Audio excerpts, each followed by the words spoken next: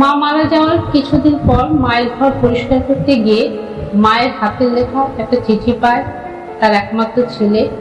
চিঠিতে লেখা ছিল, খোকা, এই চিঠি যখন তোর হাতে পড়বে তখন আমি তোর কাছ থেকে অনেক দূরে চলে যাব, যেখান থেকে কেউ কোনোদিন ফিরে আসে না।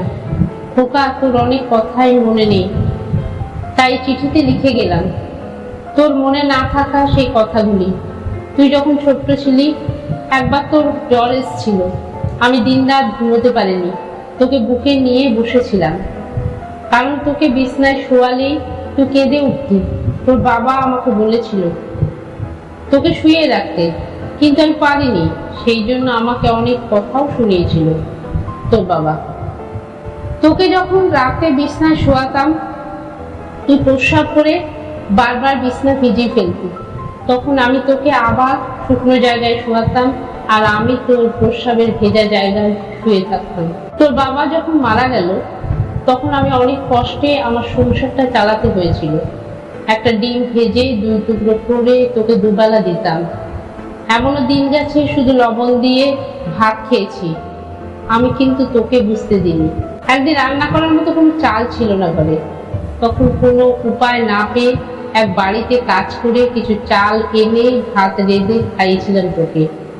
হয়তো তুই ভুলে গেছিস। তখন তোর ইউপিএস পরীক্ষার ফি দিতে পারছিলাম না, তখন তোর বাবার দেওয়া শেষ স্মৃতিটুকু নাকফুলটা বিক্রি করে দিয়েছিলাম। আরো অনেক কথা যা লিখতে হয়তো গেলে খাতা শেষ হয়ে যাবে, কিন্তু লেখা শেষ হবে।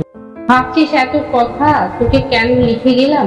ওকা, তুই যখন বড় হলি, একটা ভালো চাকরি পেলি, এর কিছুদিন পর বিয়ে করলি, তখন আমি তোদেরকে নিয়ে ভালোই ছিলাম। মনে আছে খোকা, একদিন ঘর থেকে কিছু টাকা চুরি হলো। সেদিন তুই আমাকে জিজ্ঞেস করেছিলি আমি তোর টাকার ব্যাপারে কিছু জানি কিনা। তুই আমাকে সরাসরি কিছু না বললেও আমি বুঝতে পেরেছিলাম তুই আমাকে চোর ভেবেছিলি। এর কিছুদিন পর তুই আমাকে চোরের অপবাদ দিয়ে অন্য একটি ঘরে রেখে দিলি। খোকা, আমার সেই ঘরটিতে থাকতে অনেক ভয় করতো, কারণ ঘরটি তাদের কাছ থেকে অনেক দূরে ছিল। খোকা, তোকে একদিন বলেও ছিলাম আমার একা একা থাকতে ভয় লাগে। তুই বলেছিলি মরণ আসলে যে কোনো জায়গায় আসবে। আমার হাঁটুর ব্যথাটা বেড়েছিল, তাই তোকে বলেছিলাম খোকা, আমার কিছু ওষুধ কিনে দিবি? তুই বলেছিলি এই বয়সে কোনো ওষুধ লাগে না, এমনি এমনি সব ঠিক হয়ে যাবে। খোকা, বিছনা থেকে উঠতে পারতাম না, শরীরে ফোসকা পড়ে গিয়েছিল, শরীর থেকে পচা গন্ধ আসতো। কতদিন যে স্নান করিনি তা ঠিক বলতে পারবো।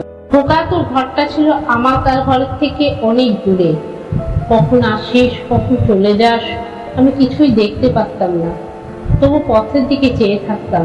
খোকা, তুই যখন ছোট্ট ছিলি আমি খেতে বসলে তোকে কোলে নিয়ে খেতে বসতাম, তবুও কখনো চোখের আড়াল করতে দিতাম না।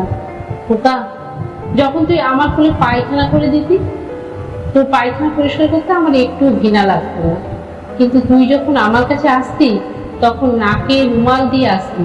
কেন রে খোকা? আমার শরীর দিয়ে গন্ধ আসতো বলে? এক কাপড়ে আমাকে কত মাস থাকতে হয়েছে তা আমি ঠিক বলতে পারবো না রে খোকা। তুই যখন অনেক দিন পর একটা খামায় দেখতে এসেছিলি, আমার খুব ইচ্ছে ছিল তোকে বুকে জড়িয়ে ধরি, কিন্তু খোকা পারিনি তোকে বুকে জড়িয়ে ধরতে, কারণ আমার শরীরে তো অনেক ময়লা ছিল, তাতে যদি তোর দামি শার্ট প্যান্ট নষ্ট হয়ে যায় এই ভয়ে বুকে নিতে পারিনি সেদিন। খোকা, কখনো কখনো আমাকে একবার জিজ্ঞাসাও করিসনি, মা তোমার কিছু খেতে মন চায়? খাওয়ার কথা থাক, কতদিন যে তোর মুখে মা ডাক শুনিনি তাও ঠিক বলতে পারবো না। খোকা, আমার কি অপরাধ ছিল যে আমাকে তোর কাছ থেকে অনেক দূরে রাখলি?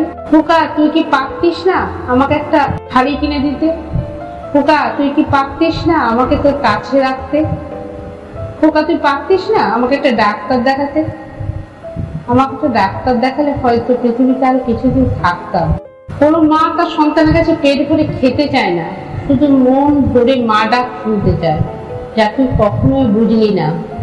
খোকা, তোর কাছে একটা শেষ অনুরোধ করছি, আমার এই চিঠিটা তোর সন্তানকে পড়ে শোনাবি, কারণ তুই বৃদ্ধ বলে তোর সাথে তোর সন্তানরা যাতে এরকমটি আর না করে। ভালো থাকিস, ইতি তোর মা।